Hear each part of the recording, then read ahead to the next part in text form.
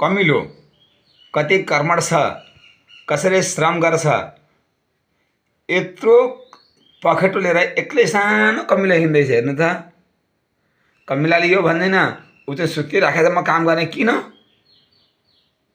उसले चाहिँ धेरै खायो म किन काम गर्ने, म सक्दिनँ। उसले चाहिँ गरेन म गर्छु पनि भन्दैन। श्रम गरेको छ, मेहनत गरेको छ, कर्मठ छ, कर्मप्रति उसलाई कति दृढ विश्वास छ, आफूभन्दा कति ठुलो पखेटो लिएर हिँडिरहेको छ। उसले कसैको बाटो हेर्दैन, उसले गरेन, उसले गरे म गर्छु, उसले नगरे म किन गर्नु पनि भन्दैन। ऊ आफ्नै श्रम गर्छ, आफ्नै मेहनत गर्छ, श्रम गरिरहेको छ। मोहनत गजनवीले भारतको गुजरातमा सोमनाथ मन्दिर तोडेको प्रसङ्ग, मन्दिरमा लुटेको प्रसङ्ग पनि यहीँबाट प्रष्ट थाहा हुन्छ। यसरी नि कमिलाले कोही किरो लिएर गए, माथि पुगे, किरो झरो, कमिलाले हिम्मत हारेनन्, फेरि आए त्यो किरो लिएर गए, फेरि झरो,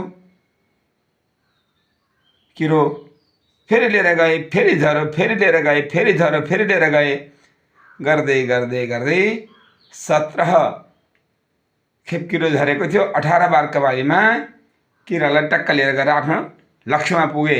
टोड्कामा बसाए किरालाई। हेर्नु त, छेउबाट किरो अर्को गयो कमिलो, त्यसलाई उसले याद गरेन, सरासर गयो। तर जसले पखेटा बोका छ ऊ बोकी गइरहेको छ।